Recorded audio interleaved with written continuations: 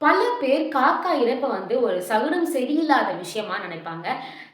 இன்னும் என்ன சொல்லுவாங்க அப்டின்னா, நெறைய பேரால காக்கைகள் இறக்கிறத நேரடியா பார்க்க முடியாதுன்னு. பட் இன்னைக்கு அந்த சிச்சுவேஷன் மாறி இருக்கு. சென்னையில 1000லிருந்து 1500 காக்கைகள் வரைக்கும் இறந்து போயிருக்காம். எதுக்காக அப்டின்னு பார்த்தீங்கன்னா, இப்போ புதுசா ஒரு வைரஸ் தொற்று வந்திருக்கு.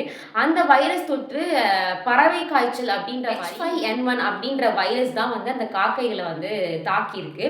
ஸோ இது மனுஷங்களையும் அட்டாக் பண்ண சான்சஸ் இருக்கு அப்படின்னும் டாக்டர்கள் சொல்லியிருக்காங்க. இந்த வைரஸ், இந்த பறவை காய்ச்சல் ஒரு இனத்துல இருந்து, ஒரு ஸ்பீஷிஸ்ல இருந்து இன்னொரு ஸ்பீஷிஸ்க்கு எளிதா மாறுமா.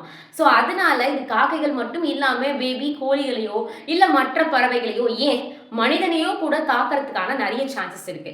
இதனால பொது சுகாதாரத்துறை முக்கியமா ஒரு அறிவிப்பு விட்டிருக்காங்க. என்ன அப்படின்னு பார்த்தீங்கன்னா, ஏதாவது இறந்திருக்கு அப்படின்னா, அனிமல்ஸ் அதாவது விலங்கு நல ஆர்வலர்கள் உடனே என்ன பண்ணுவோம்னா, நம்ம அத புதைக்கிறதுக்கான வேலைகள பார்ப்போம். சில பேர் கிளவுஸஸ் இல்லாம கையிலேயே தொடுவாங்க. சுகாதாரத்துறை என்ன சொல்லியிருக்கு அப்படின்னா, அந்த மாரி இறந்த காக்கைகள நீங்க பார்க்குறீங்க அப்படின்ற பட்சத்துல, வெறும் கைகளால தொட வேண்டாம் அப்படின்ற மாதிரி அறிவுறுத்தியிருக்காங்க. அது மட்டும் இல்லாம, இந்த மாதிரி காக்கைகள், கோழி பண்ணை வச்சிருக்கவங்க, விலங்குகள் வளர்க்குறவங்க, பறவைகள் வளர்க்குறவங்க அந்த மாதிரியா இருக்கீங்க அப்படின்னா, நீங்க ரொம்பவே முக்கியமா இந்த விஷயத்த கவனிக்கணும். ஸோ அந்த மாதிரி உங்களுக்கு தெரிஞ்ச யாராச்சும் இருக்காங்க அப்படின்னா, அவங்களுக்கு இந்த வீடியோ ஷேர் பண்ணுங்க. ஏன்னா பறவை காய்ச்சல் அப்படின்றது ரொம்ப வேகமா பரவிட்டு இருக்கு.